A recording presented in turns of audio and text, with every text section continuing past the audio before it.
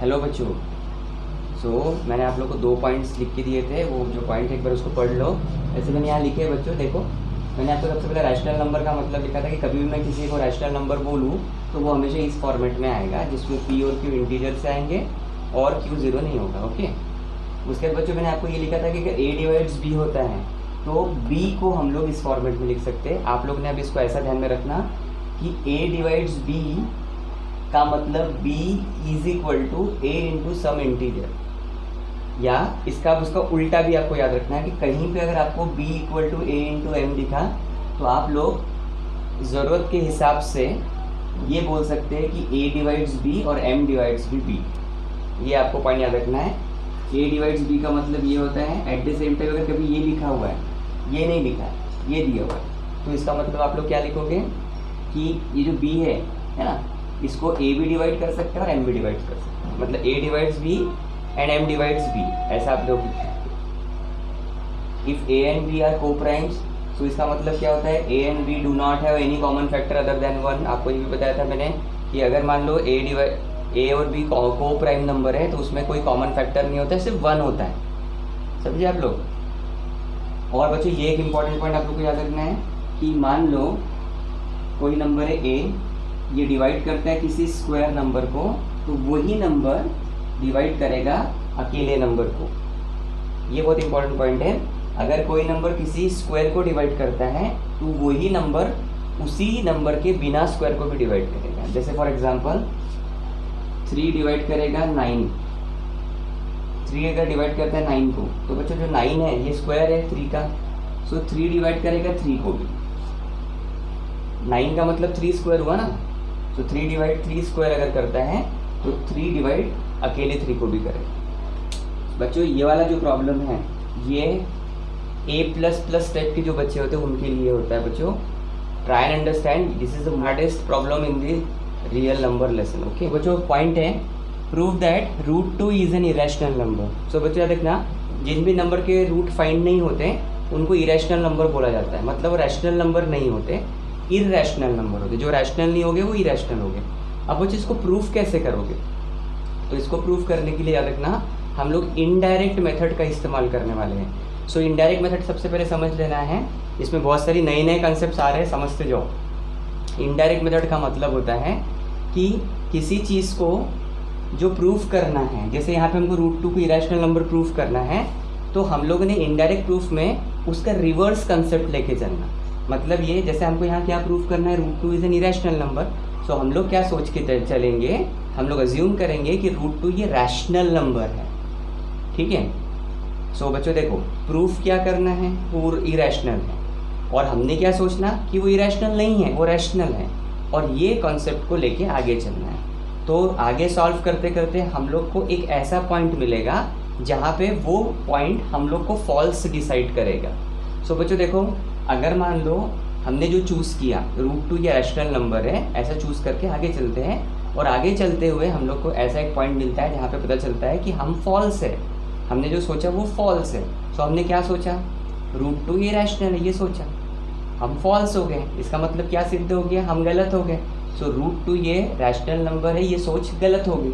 सो क्या हुआ फिर, √2 ही रैशनल नंबर हो गया। इस तरीके से प्रूफ होता है। ठीक है। जैसे फॉर एग्जांपल हम लोग जब ट्रैफिक सिग्नल पे खड़े रहते हैं तो उसमें रेड लाइट मतलब स्टॉप है और ग्रीन लाइट मतलब टू गो होता है। ठीक है, जाना। अब अगर हम लोग ये सोचते हैं कि रेड लाइट ये जाना होता है, तो ये तो फॉल्स कंसेप्ट लेके हम आगे चल रहे हैं। सो आगे चलते जाते हैं हम लोग। सो कहीं तो भी जाके अगर हम लोग को कोई डैश लगती है, सो तब हम लोग गिर जाते हैं, तब हम सोचते हैं नहीं, आई वॉज रॉन्ग, रेड मतलब रुकना था, सोचते हैं ना ऐसा। बस उसी को इनडायरेक्ट प्रूफ बोलते हैं। समझे आप लोग। सो देखो यहाँ क्या प्रूफ करना है, proof that √2 is an irrational number. So assume क्या करना, √2 ये रैशनल नंबर है। सो प्रूफ स्टार्ट हो गया, indirect proof. Assume that √2 is a rational number. क्या अज्यूम कर लिए, क्या अज्यूम कर लिए कि √2 क्या है, रैशनल नंबर। ये अज्यूम किया बच्चों, है ना। अब मुझे बताओ, अज्यूम किया तो अब उसके अकॉर्डिंगली चलना पड़ेगा। कोई भी नंबर अगर रैशनल होता है, सो डेफिनेशन क्या कहती है, रैशनल नंबर इस फॉर्मेट में होते हैं। सो देखो बच्चों, लिख दिया मैंने, √2 अगर रैशनल नंबर है तो √2 इस फॉर्मेट में आ जाएगा, है ना, क्योंकि रैशनल नंबर का डेफिनेशन लग जाएगा यहाँ पे a/b। अब ए मतलब इंटीजर से आएगा, बी मतलब इंटीजर, ये तो डेफिनेशन है, आपको मालूम है। नाउ बच्चों इसके बाद हम लोग को क्या करना है, also A and B are coprime decide कर लेना है। मतलब अज्यूम में हमने क्या किया कि ए और बी ये को प्राइम है। सो को प्राइम का मतलब ए और बी के बीच में कोई भी कॉमन फैक्टर नहीं है 1 को छोड़कर। तो देखो लिखा है A and B do not have any common factor other than 1। समझा? यहाँ तक पॉइंट क्लियर हो गया? जहाँ भी आपको ऐसा लगता है जो पॉइंट नहीं समझ रहा है वहीं पे वीडियो पॉज करना, आगे नहीं जाना, वहीं पे वीडियो पॉज करना, फिर पीछे जाके उसे बार बार सुनोगे तो समझ में आएगा विद दिस पर्टिकुलर डेफिनेशंस। ठीक है? सो देखो √2 ये रैशनल नंबर है तो √2 इस फॉर्मेट में आ जाएगा। इस फॉर्मेट में आने का मतलब ए इंटीजर बी नीचे का 0 नहीं होगा और ए एंड बी आर को प्राइम का डेफिनेशन मैंने लिख दिया। ठीक है? अब बच्चों समझते हैं, ये हम लोगों ने लिया। अब इसके बाद बच्चों हम इसे क्रॉस मल्टीप्लाई करेंगे।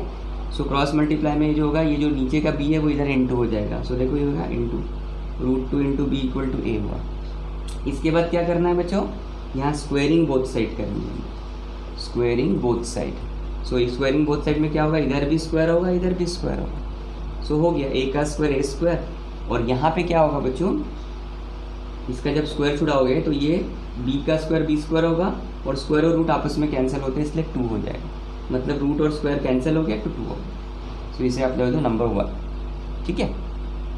नाउ बच्चों इसका मतलब देखो बच्चों, मैंने आप लोग को यहाँ बताया था b equal to A into M है। इसका मतलब b है ना, ये b के लिए a और m दोनों फैक्टर्स है। सो हमारी मर्जी, हम किसी को भी ले सकते हैं। सो देखो b स्क्वायर इस b के जैसा है और ये मल्टीप्लिकेशन इसके जैसा है। तो मैंने क्या बताया, अगर इस फॉर्मेट में कुछ आता है तो हम इसे भी फैक्टर ले सकते हैं, इसे भी फैक्टर ले सकते हैं। सो देखो यहाँ पे A square equal to B square into 2 है। इसका मतलब इसे भी फैक्टर ले सकते हैं, इसे भी फैक्टर लेते हैं, हमने इसे फैक्टर ले। सो हम लोग लिखेंगे 2 डिवाइड्स ए स्क्वायर। क्या लिख दिए, 2 डिवाइड्स ए स्क्वायर। ओके?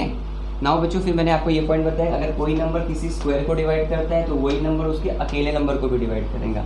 सो कोई नंबर अगर ए स्क्वायर को डिवाइड करता है तो वही नंबर उसके अकेले को भी डिवाइड करेगा। सो 2 डिवाइड्स ए स्क्वायर्स का ही मतलब होता है 2 डिवाइड्स ए। ओके? नाउ 2 डिवाइड्स ए के लिए फिर ये कंसेप्ट यूज़ करेंगे। अगर ए डिवाइड्स बी होता है तो हम लोग क्या लिखते हैं, B equal to A into M. So उसी तरीके से बच्चों 2 डिवाइड्स अगर ए है, वो प्रॉपर्टी अगर लगाता हूँ मैं यहाँ पे, तो 2 डिवाइड्स ए है, इसी का मतलब A is equal to 2 into some integer. So यहाँ लिखूंगा p belongs to integer some integer. ठीक है? Now a is equal to 2 into P है, अगेन स्क्वायरिंग बोथ साइड करो। सो क्या होगा, इस पार्ट का भी स्क्वायर होगा इस पार्ट का भी स्क्वायर होगा। यहाँ ए स्क्वायर, ये देखो 2 का स्क्वायर, यहाँ रूट नहीं है बच्चों तो 2 का स्क्वायर डायरेक्टली 4 होगा और p का स्क्वायर p स्क्वायर, यानी हम लोगों ने ये ऑब्टेन की, a square equal to p4 into p square. समझा आप लोग को? इसे नंबर डालेंगे 2। नाउ बच्चों ये वैल्यू को हम लोग को 1 में यूज़ करना है। तो यहाँ देखो बच्चों मैंने लिखा है यूज़ 2 in 1। ये जो सेकेंड पार्ट है इसको हमने 1 पार्ट में यूज़ करना है। सो देखो बच्चों पहले 1 पार्ट लिख लेते हैं। क्या है 1 part, a square is equals to B square into 2। अब बच्चों a square equal to B square into 2 ये कहाँ से आया, ये वाला यूज़ करो, इसलिए इसको पहले लिख दिया। अब इसमें हम लोग ए स्क्वायर की वैल्यू डालेंगे तो ए स्क्वायर की वैल्यू 4p स्क्वायर है। सो बच्चों ए स्क्वायर हटा देना और ए स्क्वायर की जगह पे 4p स्क्वायर डाल देना, 4p स्क्वायर। बाकी कुछ नहीं किया मैंने। हम ए स्क्वायर की जगह 4p स्क्वायर किया, यानी ये वाला जो है ना वैल्यू आई। अब बच्चों ये 2 1 और ये 2 2 कैंसिल हो जाएगा। सो क्या आया, 2p square is equals to b square. So बच्चों 2p square is equal to b square को मैं पलटा के लिखूंगा, ऐसा पहले b स्क्वायर लिखूंगा और 2p स्क्वायर को हम लोग लिखेंगे 2 इंटू p स्क्वायर। सो बच्चों फिर से ये वाला पॉइंट यूज़ हो रहा है, b equal to A into अगर m है तो a भी इसको डिवाइड करेगा m भी डिवाइड करेगा, हम दोनों में से कोई भी ले सकते हैं। So b square equal to 2 into p square है, इसका मतलब 2b इसको डिवाइड करेगा, p स्क्वायर भी इसको डिवाइड करेगा। हमने 2 को चूज़ करना, जैसे यहाँ पे 2 को चूज़ किया था उसी तरह से यहाँ पे भी 2 को चूज़ करना।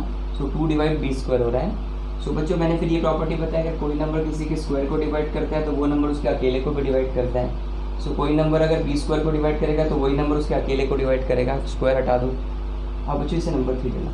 अब मज़ेदार चीज़ है, अब ध्यान से देखो, ठीक है? हमने यहाँ पे प्रूव किया 2 डिवाइड्स ए, 2 डिवाइड करता है ए को, मतलब 2 से ए कटता है, ऐसा मतलब हुआ। यहाँ आपने बोला 2 डिवाइड्स बी, मतलब 2 से बी भी कटता है, 2 से ए भी कटता है, 2 से बी भी कटता है। इसका मतलब 2 क्या हुआ, कॉमन फैक्टर हुआ ए और बी का। सो ये दोनों पे से, ये जो हमारा पॉइंट है 1 नंबर और 3 नंबर, इस पे से हम लोग क्या बोलेंगे, 2 डिवाइड ए को करता है, 2 डिवाइड्स बी को करता है। इसका मतलब 2 is common factor of A and B. हो गया। सो मैंने आपको क्या बोला था, हम लोग एक ऐसे पॉइंट पे पहुंच जाएंगे जहाँ पे हम फॉल्स हो जाएंगे। कैसे फॉल्स हो रहे हैं, अब ध्यान से सुनो। आपने जब स्टार्ट किया था इसको, जब रैशनल नंबर बोला था, तो आपने इसको इस फॉर्मेट में लिखा था, और आपने ए और बी के बारे में क्या बोला था कि ए और बी आर को प्राइम। उसका क्या मतलब होता है, A and B do not have any common factor other than 1, मतलब ए और बी को 1 के अलावा कोई नहीं काट सकता, ऐसा आपने डिसाइड किया था। यहाँ क्या हो रहा है आपका, 2 is common factor of A and B का क्या मतलब होता है, ए और बी को 2 काटता है। यहाँ क्या बोला आपने, A and B do not have any common factor other than 1। Okay, यहाँ क्या बोल रहे हो, 2 is common factor of A and B, इसका मतलब 1 को छोड़ के कोई फैक्टर नहीं होना चाहिए, ऐसा आपने पहले बोला था, डिसाइड किया था। लेकिन आ क्या रहा है कि ए और बी को 2 कॉमन फैक्टर है ना, मतलब 1 के अलावा फैक्टर मिल गया। जब आपने यहाँ क्या बोला था, 1 के अलावा फैक्टर नहीं मिलना चाहिए, यहाँ मिल गया। इसी का मतलब एक कॉन्ट्राडिक्शन आ गया। कॉन्ट्राडिक्शन का मतलब ऐसे स्टेटमेंट जिसके 2 आंसर हो रहे हैं, हाँ भी और ना भी। ओके, तो इसका मतलब कॉन्ट्राडिक्शन आने के बाद हम लोग फॉल्स हो जाते हैं। हमने क्या सोचा था, √2 is a rational number was wrong. हमने जो सोचा था कि √2 ये रैशनल नंबर है, ये गलत है। सो मतलब जो दिया हुआ है वो राइट है। 2 is a rational number was wrong, हमने क्या एज्यूम किया था, √2 रैशनल नंबर है, तो हम लोग रॉन्ग हो गए। सो इसका मतलब जो गिवन था वो सही है, क्या, √2 इज़ एन इरेशनल नंबर। इस तरीके से प्रूव होता है √2 इज़ एन इरेशनल नंबर। ठीक है।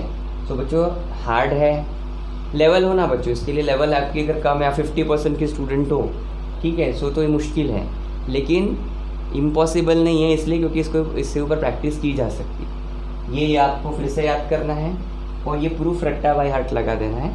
ठीक है, इससे क्या प्रूव करूँ, इस तरह से हम लोग √3 को इरेशनल प्रूव कर सकते हैं, √5 को इरेशनल प्रूव कर सकते हैं, सब इसी तरीके से है। √3 जब प्रूव करोगे √3 इरेशनल नंबर, तो इसमें याद रखना ये 2 की जगह 3 आते जाएगा, तो यहाँ पे आएगा 3 इज कॉमन फैक्टर। √7 को इरेशनल प्रूफ करना तो यहाँ 7 आएगा कॉमन फैक्टर, है ना। इस तरीके से हम लोग बना सकते हैं। सो ये होमवर्क में आपको 7 टाइम्स रिपीट करना है। पहले तो लर्न करो, उसके बाद 7 टाइम। ठीक है, सो लिख लो बच्चों इसको।